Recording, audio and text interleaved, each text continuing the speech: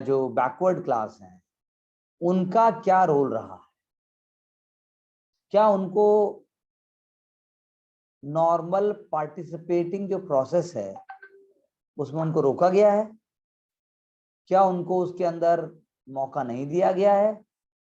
ये सारे एलिमेंट हमें देखने पड़ेंगे, तब जाके हमें समझ आएगा कि पीआरआईज का रोल क्या है, पंचायती राज इंस्टीट्यूशंस का रोल क्या है। जैसे अब इंडिया में रूरल डिमांड नेक्स्ट 20-30 इयर्स बहुत इंपॉर्टेंट होने वाली है, रूरल एरिया की डिमांड, और उससे हमें समझ आएगा कि इंडिया की ग्रोथ किस डायरेक्शन में जाएगी। आप मेरी बात समझ रहे हैं? तो इंटरनेशनल अरेंजमेंट्स जो भी प्रेजेंटली हैं वो भी चेंज हो जाएंगे। इंटरनेशनल अरेंजमेंट्स जो भी है ना कोमल जी, वो भी चेंज हो जाएंगे। आंचल जी आपको सुनाई दे रहा है?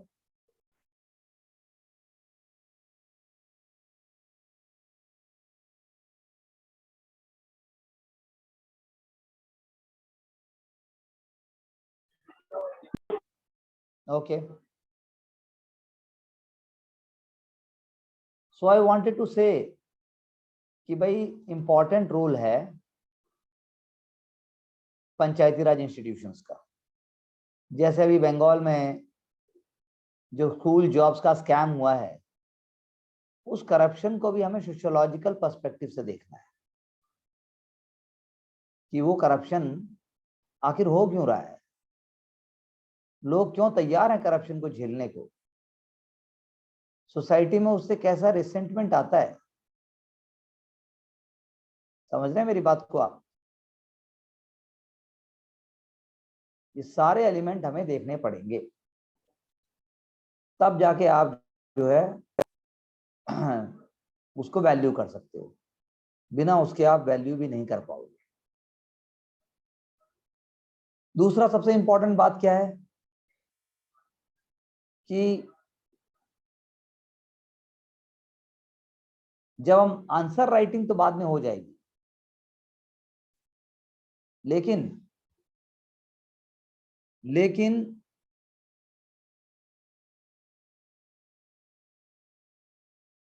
इंपॉर्टेंट पॉइंट ये है, जैसे भारत नेट एक टेक्नोलॉजिकल प्रोग्राम है, मतलब एक नेट, भारत नेट एक प्रोग्राम है जिसमें पूरे भारत को जोड़ने की बात है इंटरनेट से, सारी पंचायत को।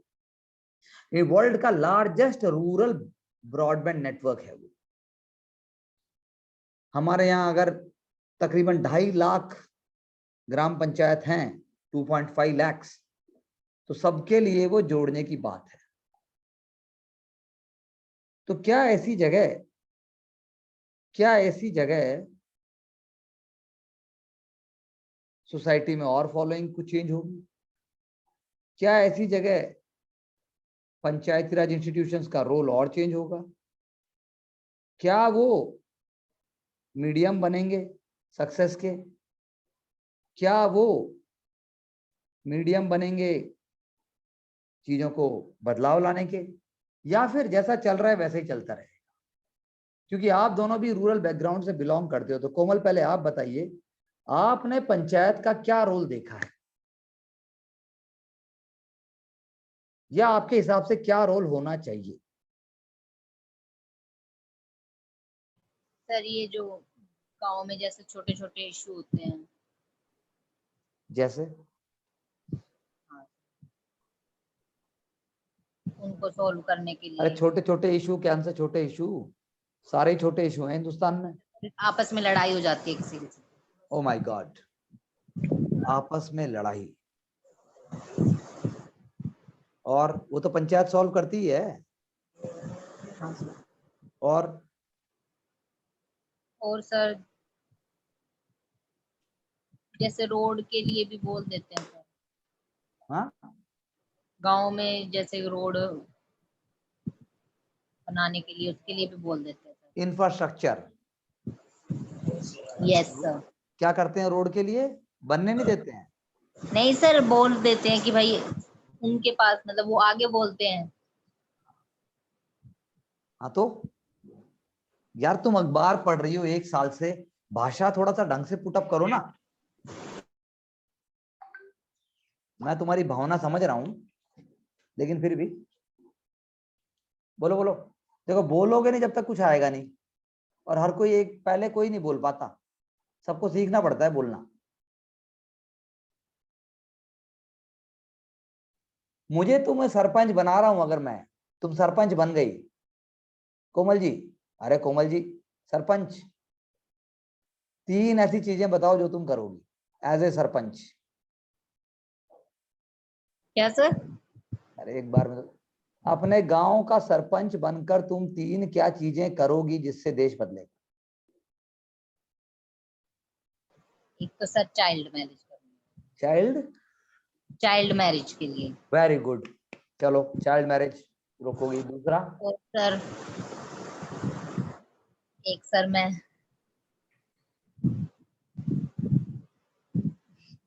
अरे हंसे जा रही हो।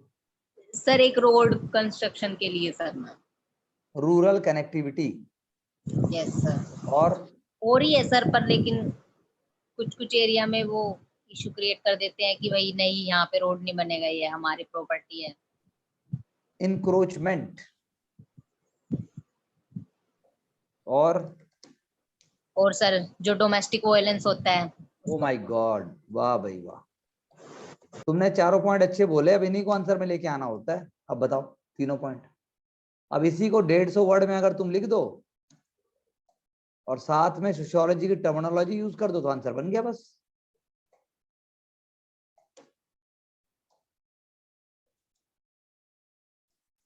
मेरी बात समझ में आई? Yes sir. साथ में टर्मिनोलॉजी यूज कर दो, बात खत्म। अरे यार बात करती हो तुम पढ़ाई के बीच में यार। नहीं सर, मैं आपसे ही बोल। मुझसे कहाँ बात कर रही हो? कौन है तुम्हारे साथ? कोई नहीं है सर। अरे कैसी बात कर रही हो यार तुम? तुम्हारे बगल में कोई बैठा हुआ है? कैसे दिख रहा है सर आपको?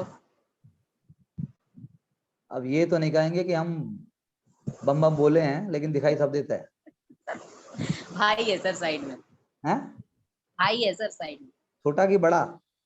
छोटे वाला। कौन सी क्लास में है? वो 10th में।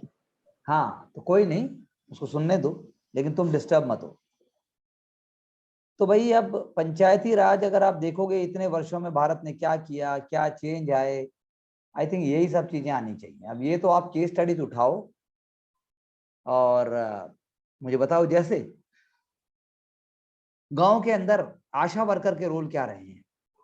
कोरोना में खासकर वैक्सीन दीदी तक का नाम दिया गया है।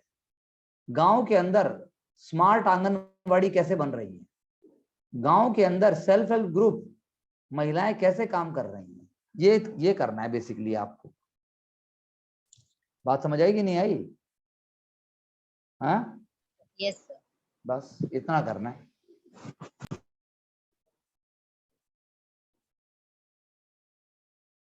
हाँ,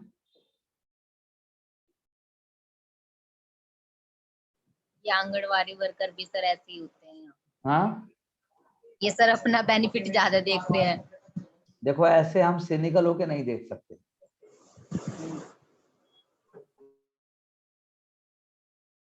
सिनिकल नहीं होना है, ठीक है ना? सिनिकल होके नहीं करना है, हमें पॉजिटिव देखना है नेगेटिव में भी।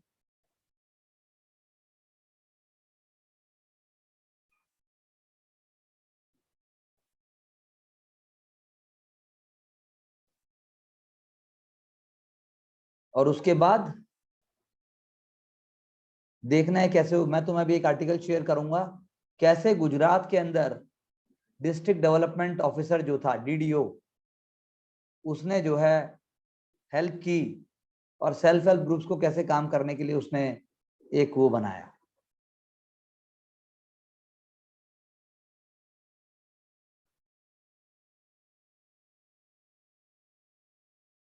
गुजरात गवर्नमेंट ने गुजरात लिवलीहुड प्रमोशन कंपनी बनाई।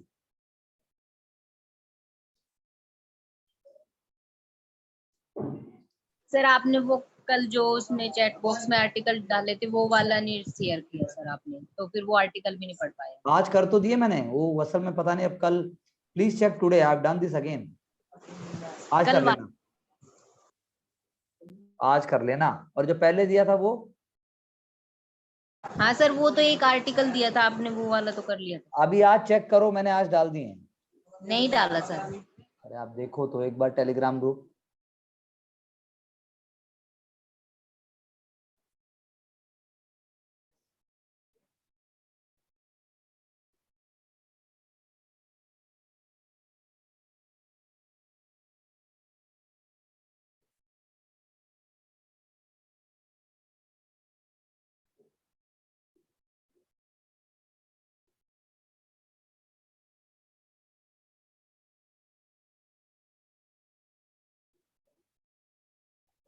ठीक है,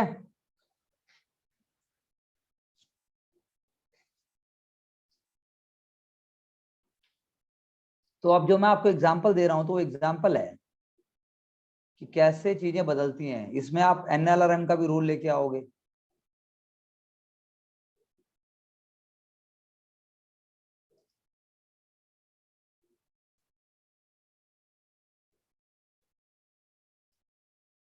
फिर इसमें आएगा डिस्ट्रिक्ट रूरल डेवलपमेंट एजेंसी का भी रूल आएगा।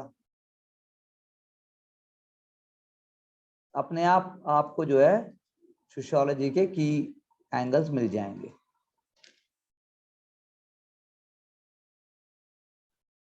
DRDA,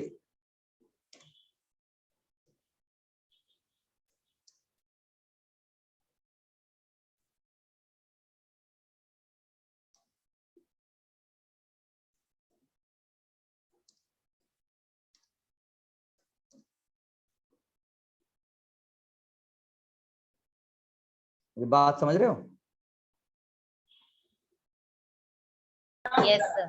hmm.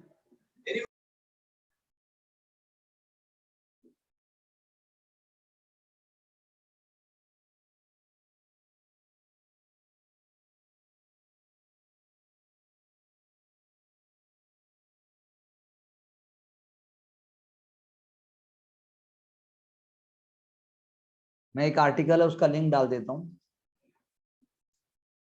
Please bring such examples in your answers. पढ़ने का, समझने का कोई शॉर्टकट नहीं है। दे दिया मैंने। अब ये अगर खत्म हो गया हो तो हम आगे चलें। इससे रिलेटेड आप क्वेश्चंस ऑलरेडी देख चुके हो। अगर कोई डाउट है तो मुझसे पूछिए।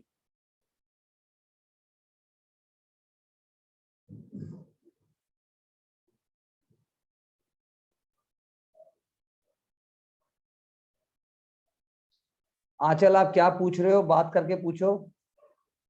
ब्रिज बालाजी, आज आप घर पे हो I am sure. Brij Balaji,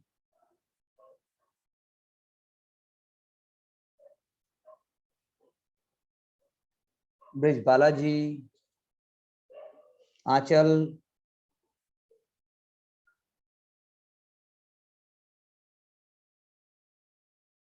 sir I am getting ready for duty.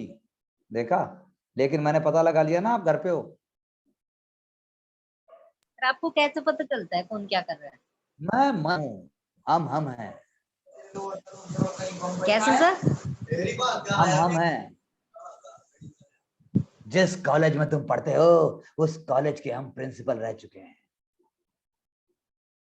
हर बात समझाई नहीं जाती। नहीं सर। हैं, बोलता है ना डॉन, 40 मुल्क की पुलिस डॉन को ढूंढ रही है। मिला डॉन फिर उनको? डॉन साथ में भी रहेगा और पकड़ भी नहीं पाओगे। सर मेरा भाई भी हंस रहा है आपकी ये बात सुन के। हंसने दो, हंसने में कोई प्रॉब्लम नहीं है, बच्चा है वो तो।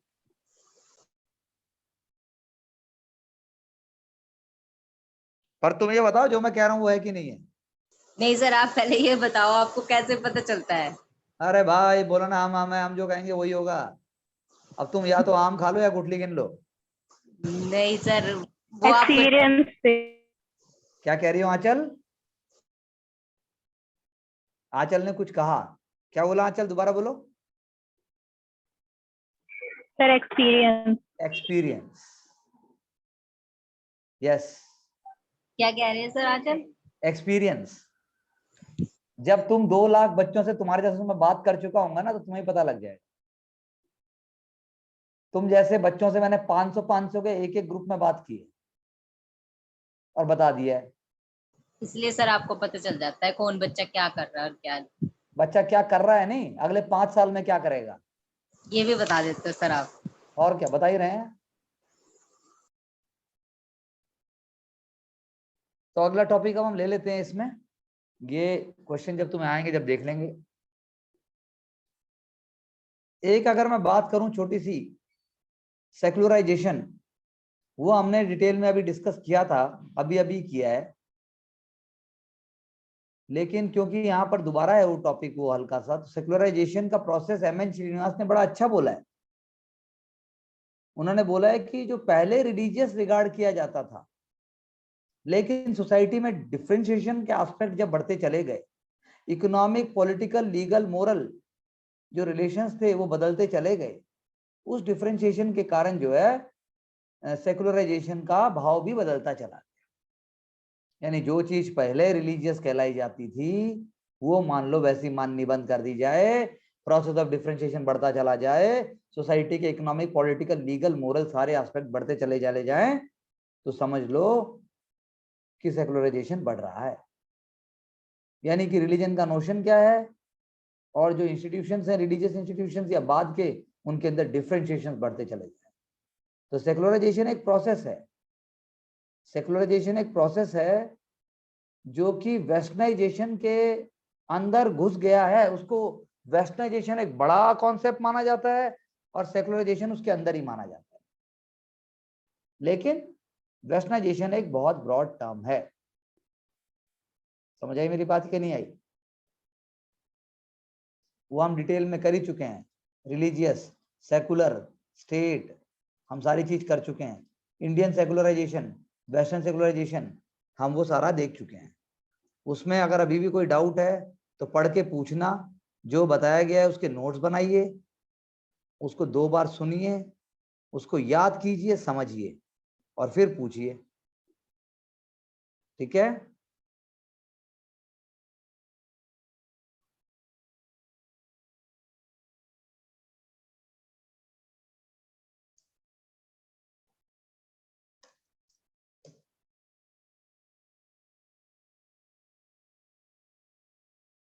पढ़ो जरा मैंने जो लिखा है।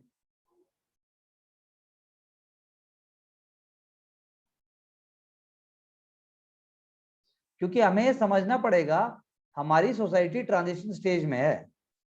हमारी सोसाइटी यूरोपियन सोसाइटी की तरह नहीं है, सेटल्ड सोसाइटी नहीं है। हमारी सोसाइटी ट्रांजिशन स्टेज में है और उस स्टेज में अलग अलग चीजें आती रहेंगी, चीजें बदलती रहेंगी। सेकुलराइजेशन का आइडिया भी इंडिया के मल्टी रिलीजियस सोसाइटी से डिक्टेट होगा, क्योंकि हमारे यहाँ तो रिलीजन की डेफिनेशन भी जो है वो फिक्स नहीं है। हमारे यहाँ जो है रिलीजन और पॉलिटिक्स में, जैसे मैंने कहा था, कोई स्ट्रिक्ट सेपरेशन नहीं है। हमारे यहाँ क्या है, प्रिंसिपल्ड डिस्टेंस है। हमारे यहाँ है principle distance between religion and politics.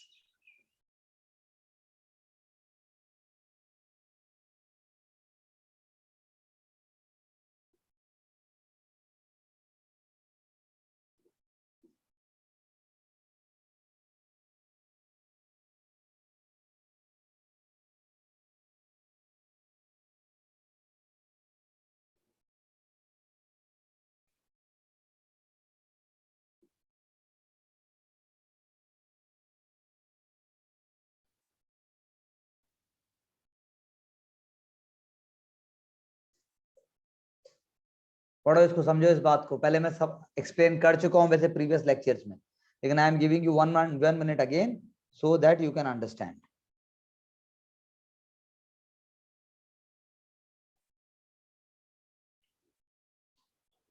करो फटाफट।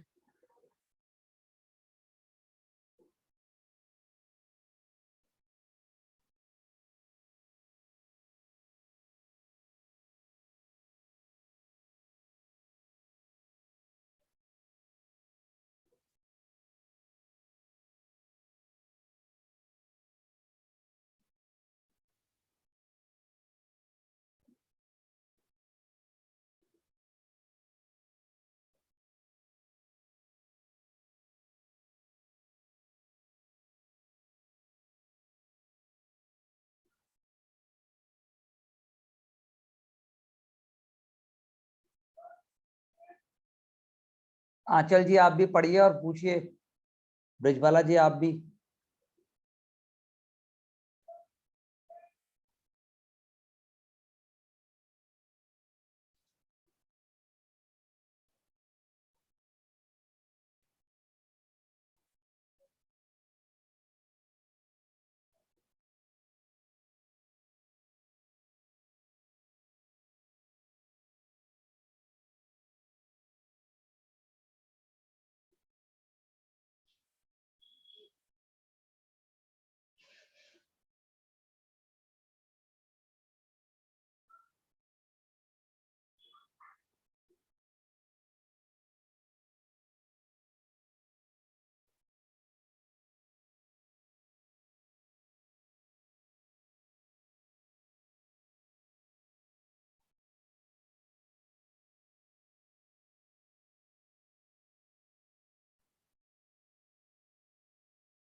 और पढ़ने के बाद मुझे बताइए क्या समझ में नहीं आ रहा।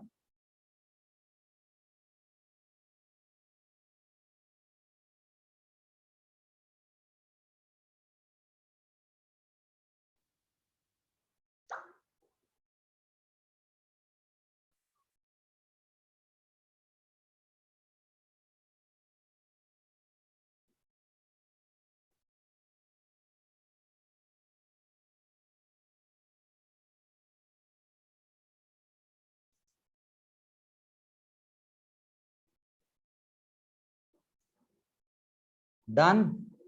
अरे इतना टाइम थोड़ी ना दिया जाएगा, मैं तो लोगों से ऑनलाइन बात करते करते आंसर भी लिखवा देता हूँ।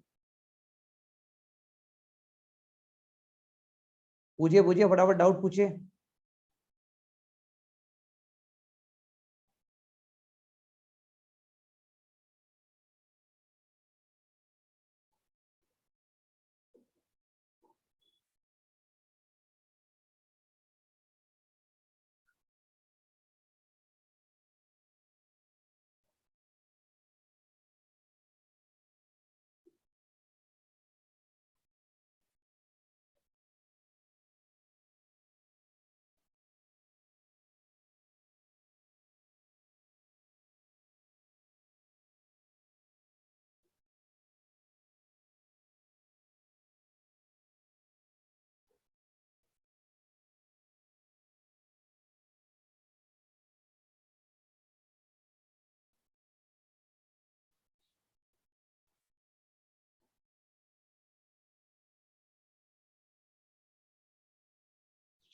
हो गया? कोमल जी हो गया?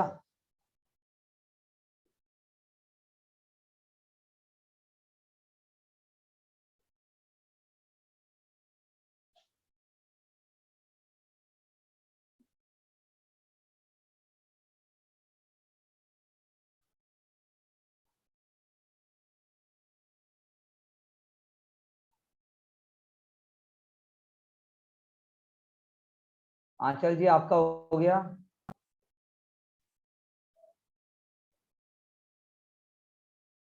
Clear, okay. अपने वर्ड्स में लिखने की कोशिश करो।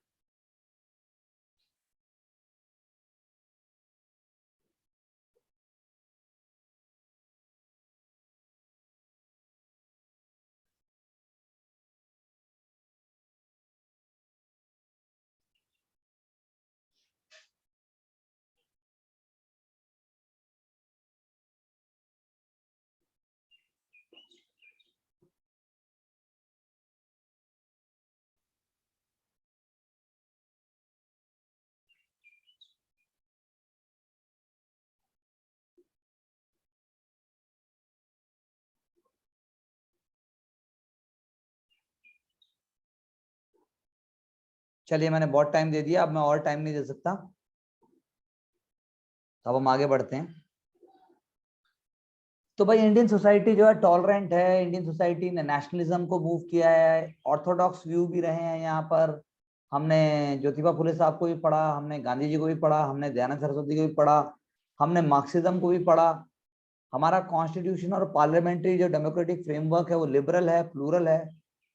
और हमारे यहाँ पे रिलीजन को डिस्करेज नहीं किया गया है, लेकिन फ्रीडम ऑफ रिलीजन और कंसाइंस और इंक्लूडिंग जो लोगों को कोई भी रिलीजन नहीं रखना उसको भी हमने जो है अपना आया है बेसिकली।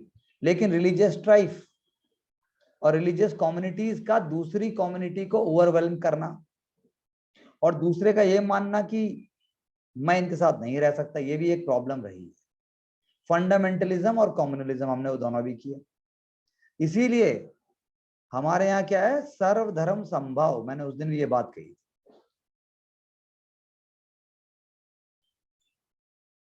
हमारे यहाँ पे धर्मनिरपेक्षता नहीं है, हमारे यहाँ क्या है, सर्वधर्म संभाव।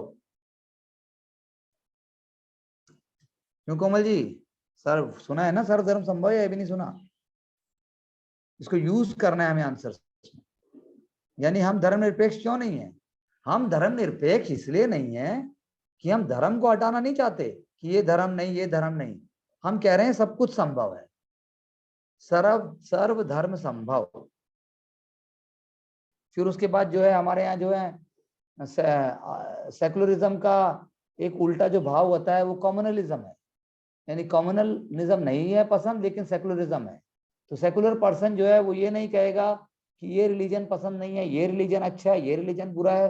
वो यही कहेगा कि भाई कुछ भी हो सकता है, स्टेट और रिलीजन का एक रिलेशनशिप हो सकता है, और स्टेट और रिलीजन के रिलेशनशिप के अंदर हमें एक दूसरे को हार्मोनियस स्पेस भी देना जरूरी है। लेकिन इंडियन वर्जन है जो सेकुलरिज्म का, वो बहुत सारे चैलेंजेस भी देता है। वेस्टर्न सेकुलरिज्म वाले कहते हैं कि भाई स्टेट और सेंटर का कोई भी वो नहीं होना चाहिए। लेकिन हमारे यहाँ जो है गवर्नमेंट ही जो होती है, गवर्नमेंट हमारे यहाँ जो है वो हज भी करा रही है, गवर्नमेंट हमारे यहाँ वैष्णो देवी की यात्रा भी करा रही है, सीनियर सिटीजन को हम वृंदावन भेज रही है, मथुरा भेज रही है। तो अब ये तो गजब हो गया, यानी स्टेट स्पॉन्सर्ड रिलीजन हो गया। तो ऐसा नहीं है, वो हमारे यहाँ कल्चर होगा। उसको हम क्या मानेंगे? कल्चर मानेंगे हम उसको, कि हमारे यहाँ वो कल्चर को हम प्रमोट कर रहे हैं, रादर देन स्ट्रिक्टली हम कहने के कि वो एक रिलीजन है। ऐसा नहीं है। बात समझ में आई? पहले मैं ये बातें बता चुका हूँ, लेकिन मैं रिपीट कर रहा हूँ। सर मैंने अभी देखा था वो हज पे जा रहे थे, और पर उस पे ये लिखा था सर, उसकी बस से, हिंदू बस सर्विस हज यात्रा। वाह। तो सर इसमें तो हिंदुइज्म भी लगा दिया कि हिंदू प्रोवाइड कर रहे हैं उन्हें। होता है ऐसे ही, बिल्कुल है। हिंदू मुस्लिम सिख ईसाई सब आपस में भाई भाई।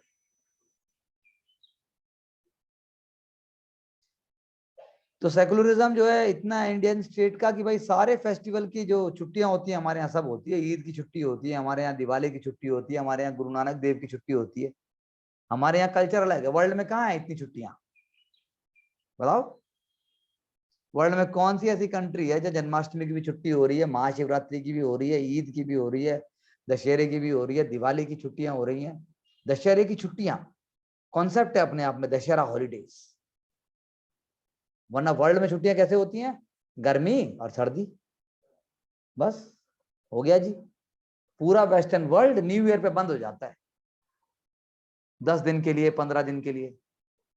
हमारे यहाँ ऐसा कुछ नहीं है। हमारे यहाँ उस टाइम तो सब कुछ चालू होता है, क्योंकि हमारे यहाँ 12, 13, 14 जनवरी के आसपास आती है मकर संक्रांति, और साथ में मनाई जाती है लोहड़ी। अब बोलो, मकर संक्रांति में हम रेवड़ी और उसको क्या बोलते हैं, मूंगफली, और अरे वो मक्का जो होता है, पॉपकॉर्न। तो ये हमारे समाज का हिस्सा है, ये हमारे उसका परिवर्तन का नियम है। तो ये सारी चीजें आप समझिए। इंडियन वर्जन सेकुलरिज्म का जो है चैलेंजेस लेके आता है, जैसे मैंने आपको कहा। इसीलिए एंड्री बिटेल ने, हमने पहले भी कहा था, उन्होंने कहा कि पीपल ऑफ इंडिया ज्यादा कल्चर से बाउंड है। Indian people are more bounded by culture than by constitution.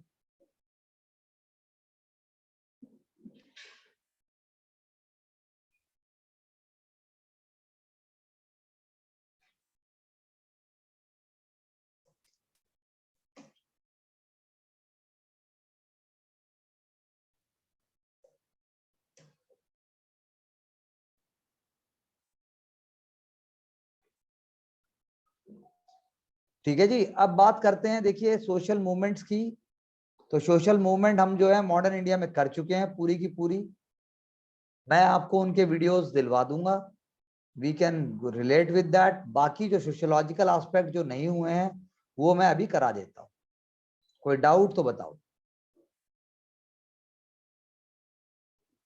Aanchal ji video on कीजिए, ब्रिजवाला जी आप भी कुछ बोलिए। ठीक है, वो हमने ऑलरेडी कवर किया है, that we will we can see, we will be providing you with the modern India videos also. तो सोशल मूवमेंट क्या है? सोशल मूवमेंट मल्टी डायमेंशनल है। Social movements are multidimensional. Social movements multidimensional होती हैं, ये बात सच है। Multi dimensional यानी उनके कई डायमेंशंस होते हैं, उनके कई इस प्रकार के आयाम हैं कि जिनसे उनको अलग अलग रूपरेखा में देखा जा सकता है। यानी उनकी कॉन्शियसनेस समय के साथ बढ़ती चली गई, पॉलिटिकल अवेयरनेस, टेक्नोलॉजिकल अवेयरनेस। इसीलिए MS राव साहब ने सोशल मूवमेंट्स को अलग अलग टाइपिफाई किया है। उन्होंने कहा है कि उसकी डेफिनेशन के आधार पर, उसकी क्लासिफिकेशन के आधार पर, जेनेसिस के आधार पर, आइडियोलॉजी के आधार पर हम डिवाइड कर सकते हैं।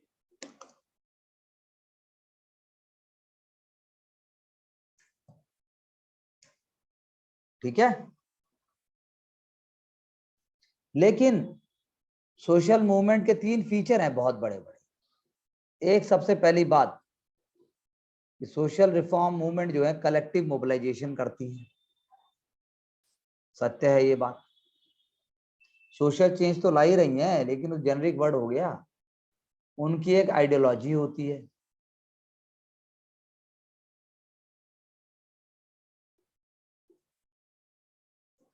सोशल मूवमेंट की एक आइडियोलॉजी होती है।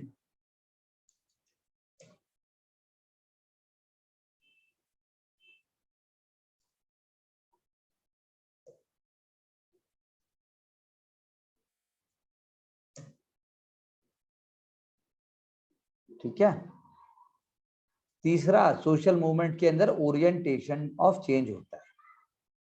यानी तभी चेंज आएगा जब वो चेंज चाहेंगे। ओके, बताओ कोई डाउट? बताओ बताओ।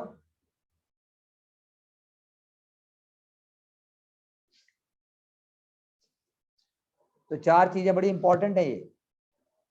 सोशल चेंज भी लेके आना है, कलेक्टिव मोबिलाइजेशन भी करना है, एक आइडियोलॉजी भी होनी चाहिए, और चेंज भी आएगा, orientation to change.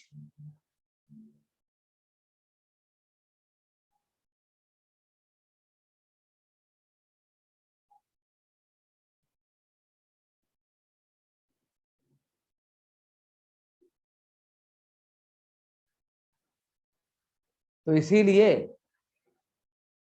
Social reform movements को नेसेसरी है कि उनके आइडियोलॉजी और उनके नेचर के कॉन्सिक्वेंसेस को ध्यान में रखा जाए, स्ट्रक्चरल चेंज को भी ध्यान में रखा जाए। रिफॉर्म, ट्रांसफॉर्मेशन और रिवोल्यूशन, इन 3 चीजों से आता है reform,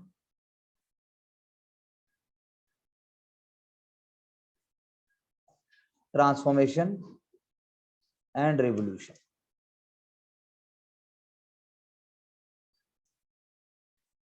They are symbol of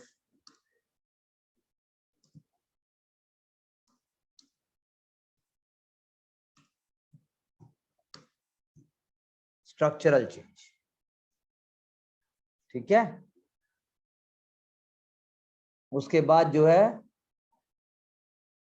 एक सोशल रिफॉर्म मूवमेंट हमेशा नहीं चलती, हम पहले भी ये बात कर चुके हैं। जब वो हाई डिग्री ऑफ फॉर्मलाइजेशन हो जाता है, हाई डिग्री ऑफ फॉर्मलाइजेशन जिसमें रिवॉर्ड और पनिशमेंट भी मिलते हैं, तो अपने आप जो है उसमें परिवर्तन आ जाए।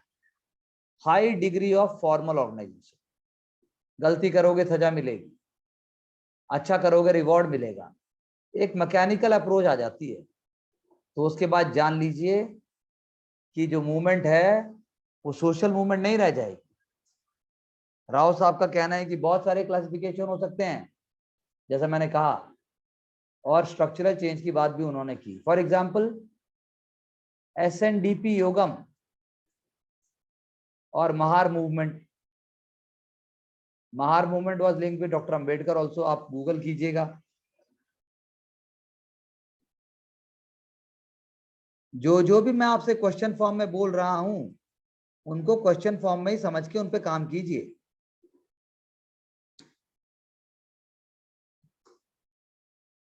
SNDP योगम, श्री नारायण धर्म परिपालना योगम, श्री नारायण गुरु केरला, अराविपुरम मूवमेंट।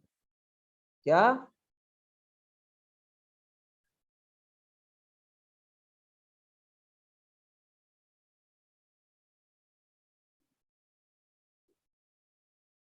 अराविपुरम मूवमेंट,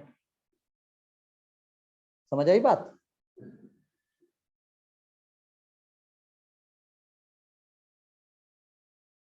अब पीजेंट और फार्मर मूवमेंट की अगर हम बात करें, अरे भाई क्रोनोलॉजी तो बहुत पहले से चालू हुई है।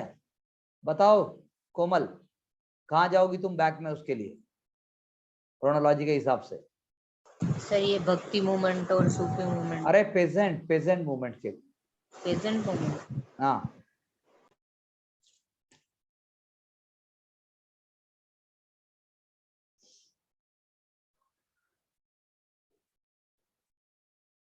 बोलो। हम 1770s में जा सकते हैं। नहीं नहीं नहीं ब्रिजबाला जी, चंपारण नहीं, 1770s का जो सन्यासी रेबेलियन। बोलो। हाँ सर यही बता रही थी मैं, सन्यासी रेबेलियन 77। ब्रिजबाला ने लिख ही दिया, यही बता रही थी कोमल, थोड़ा और अच्छे से बता दो ताकि हम तक पहुंच जाए। हैं? तुम भाई से ज्यादा बात करती हो, हमसे कम करती हो यार। नहीं सर कुछ नहीं। क्या कह रहा है भाई? भाई ये कह रहा है कि क्या कह रहे हैं सर देखो। सर ये कह रहे हैं भाई, बता दे इसको, कि भर कह रहे हैं कि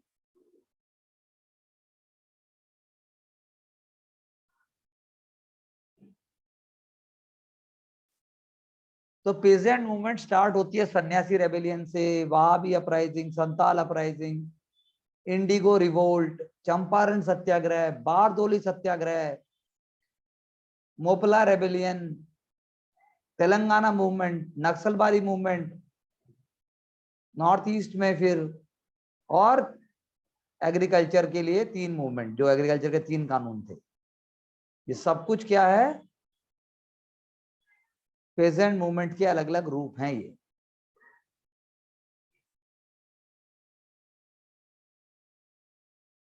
समझे? पेजेंट मूवमेंट के अलग अलग रूप।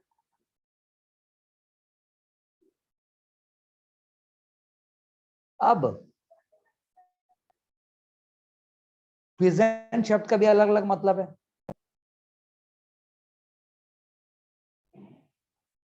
जैसे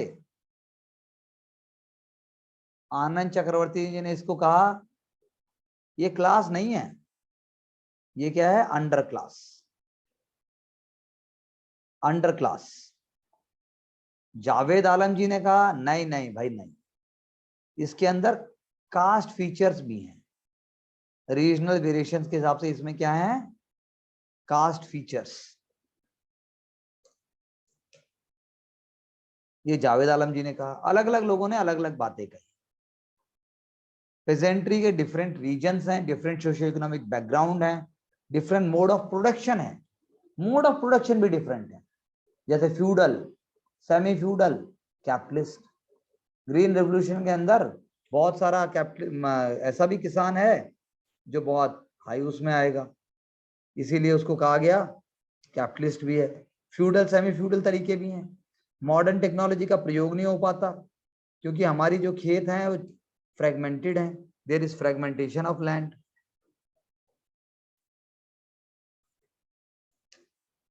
सर सेमी फ्यूडल में कौन से हैं?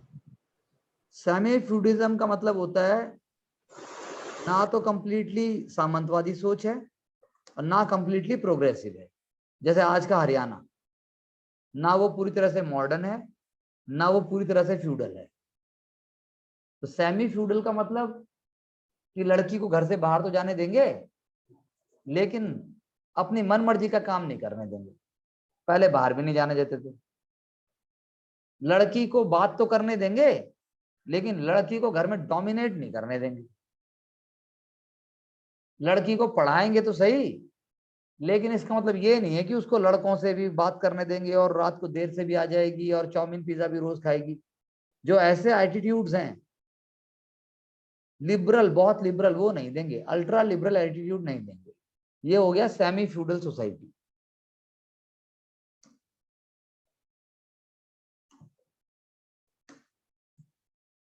ठीक है।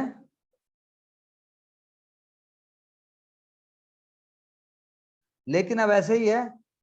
अब जैसे कि अगर हम बात करें हिंदुस्तान की पेजेंट्री की, तो पहले किसान सभा मूवमेंट से पहले का एक टाइम था जिसके अंदर जमींदारी एक्सप्लॉयटेशन था, फोर्स कल्टीवेशन था, बेगार था। तो आप अगर पढ़ोगे बिपिन चंद्रा या एनसीईआरटी तो आप पाओगे कि प्री 1920s यानी कि नॉन कॉपरेशन मूवमेंट के आने से पहले बहुत सारे हुए हैं। जैसे आपका इंडिगो राइट्स 1860s में, ऐसे ही डेक्कन राइट्स 1875 में। लेकिन जो किसान सभा या कोई भी एसोसिएशन बनते हैं वो पोस्ट 1920s बनने दिखाई देते हैं क्योंकि ऑल इंडिया किसान सभा जो बना था वो बना था 1926 में। ऑल 26 भी नहीं, आई एम रॉन्ग, 1936 में बना था। 26 तो बहुत जल्दी हो जाएगा। तो इसीलिए एक 1920 तक का मान लो, एक 1936 में मान लो। लीडर थे उसमें भी स्वामी सहजानंद सरस्वती, एनजी रंगा और सोशलिस्ट लीडर थे बहुत सारे। स्वामी सहजानंद सरस्वती बहुत इंपॉर्टेंट नेम है। एनजी रंगा है, प्रोफेसर एनजी रंगा के नाम पर आज भी कृषि विश्वविद्यालय भी है। इसके अलावा भी वेस्ट बंगाल से, पंजाब से, पंजाब का एक जर्नल था कीर्ति किसान। ऐसे ही रोल था बंगाल से मुजफ्फर अली। ऐसे ही बहुत फेमस पोएट थे काजी नजरुल इस्लाम।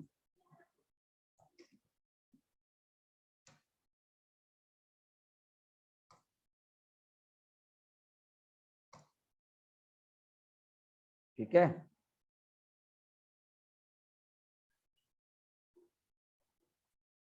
और आप लगा लो कि अगर हम मूवमेंट के क्लासिफिकेशन की बात करें तो कुछ मूवमेंट जो है वो रिस्टोरेटिव थे नेचर में, यानी पास्ट जो समय था, पास्ट जो स्ट्रक्चर है वो वापस आना चाहिए। उनको हम कहते हैं रिस्टोरेटिव मूवमेंट। रिस्टोरेटिव मूवमेंट में आप वही मूवमेंट्स हैं जिनका अगर हम नाम पढ़ें,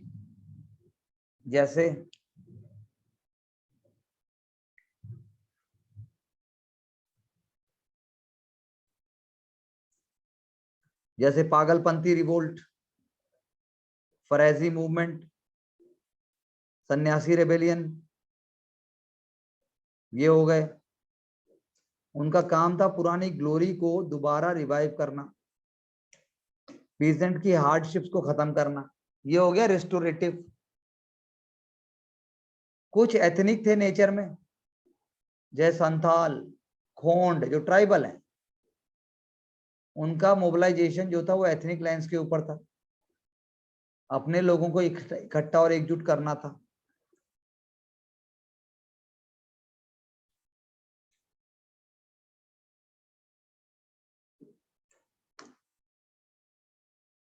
ठीक है,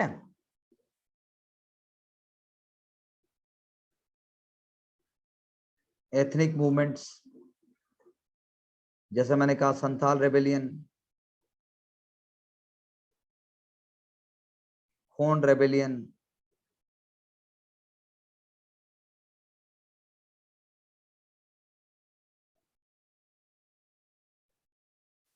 किसको टारगेट कर रहे हैं वो?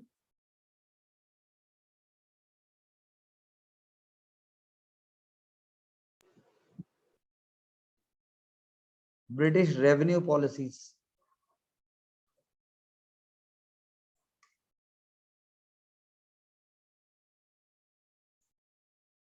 ठीक है ना? ऐसे ही आप समझ लो सोशल बैंडिटरी, यानी जिनका काम है लूटपाट, ब्रिटिश की नजरों में जो लूटपाट करेंगे, कुछ नया सिस्टम आया उसको तोड़ देंगे। अगर सरकार ने कर इकट्ठा किया है तो कर पे अटैक करके उसको छीन लेंगे, जो सिस्टम है उसको अटैक करेंगे, जो सिस्टम है उसको तोड़ेंगे। यानी ब्रिटिश की नजरों में एंटी एडमिनिस्ट्रेटिव मेजर। तो उसमें क्या आ जाएगा? तिभागा मूवमेंट,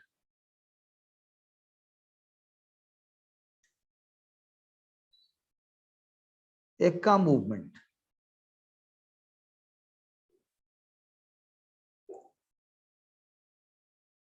वो मिलिटेंट थे नेचर में। नेचर में क्या थे? मिलिटेंट।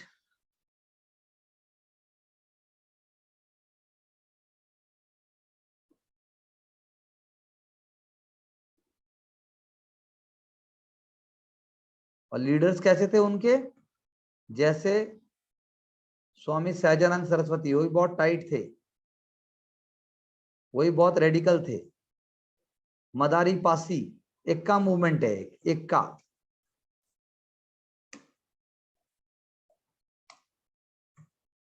बात समझ आई मेरी? और ऐसे ही किसान सभा हो गई। तो ये चार डिवीजन जो हैं, ये चारों डिवीजन जो किए गए हैं,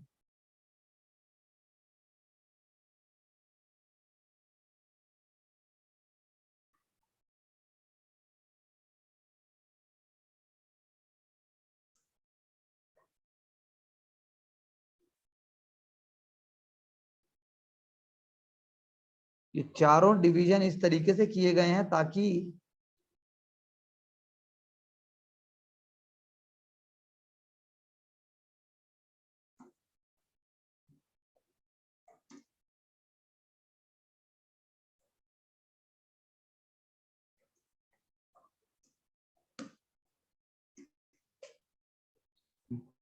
गेल उमवर्ड ने उसको चार डिविजन्स में डिवाइड कर दिया। ठीक है, तो ये सारी चीजें हुई थी। पोस्ट इंडिपेंडेंस में ग्रीन रेवोल्यूशन आया। फिर उसके बाद आप समझो 1960s में जो हमने पढ़ा था, लैंड रिफॉर्म हुए, किसान मूवमेंट्स चालू हुई, पॉलिटिकल लीडरशिप, जैसे चौधरी चरण सिंह,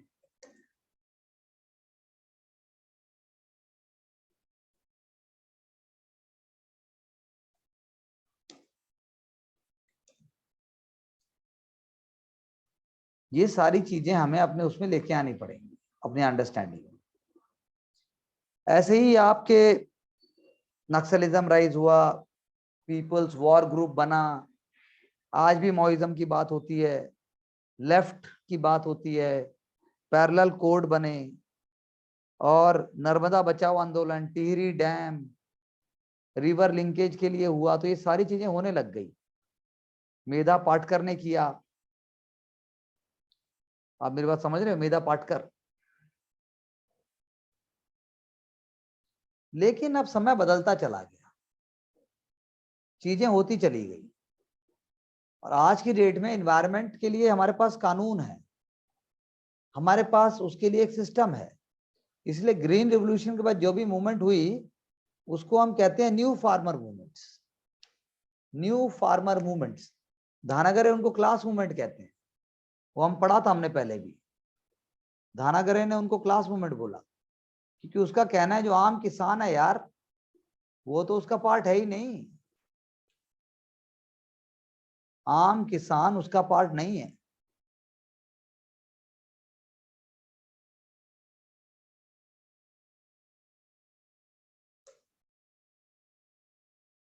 और साथ में जो है ये सारी मूवमेंट जो है वो न्यू न्यू सोशल मूवमेंट भी इनको कहा गया, क्योंकि इसके अंदर इन्वायरमेंटल इश्यूज भी होंगे, वुमेन का इशू भी उठा सकते हैं।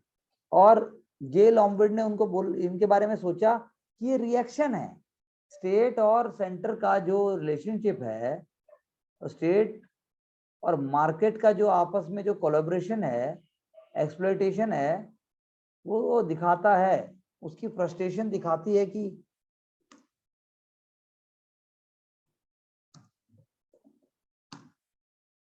भाई ये हो रही है। अब आप खुद अंदाजा लगाओ कि आज की डेट में किस टाइप की मूवमेंट हो रही है।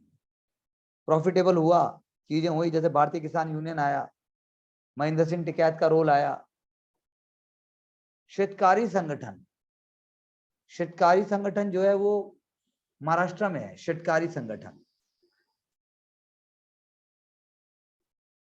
शरद जोशी बहुत ही फेमस है, बहुत ज्यादा फेमस। मैं आपको एनवायरमेंट मूवमेंट भी कराऊंगा, डिटेल में करेंगे उसको भी, लेकिन और भी हैं। उस दिन आंचल ने भी मुझसे पूछा था, तमिलनाडु के भी हैं, Sangam, I am not recalling the correct name right now, Krishi Sangam, Krishak Sangam, if I am not wrong it is called.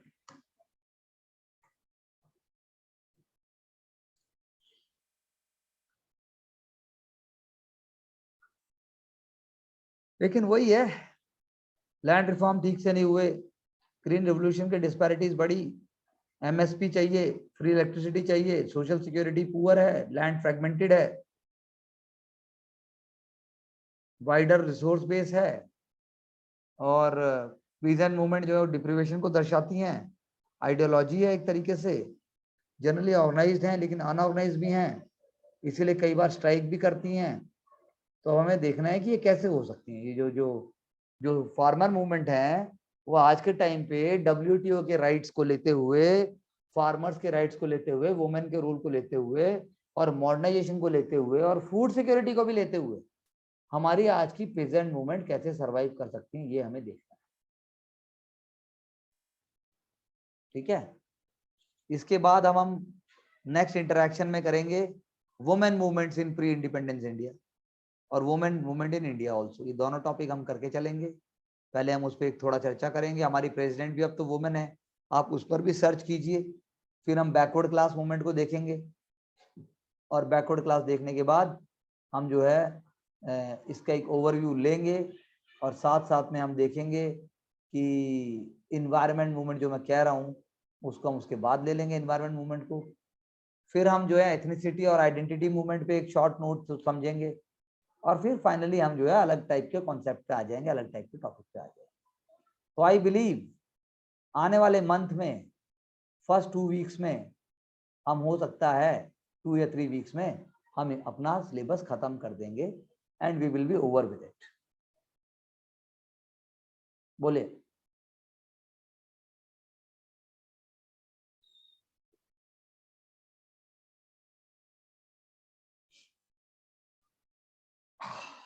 बोलिए बोलिए, कोई डाउट है तो।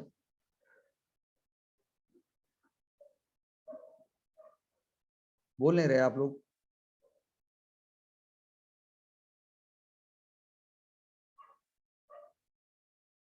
आंचल जी, कोमल जी, ब्रिजबाला जी,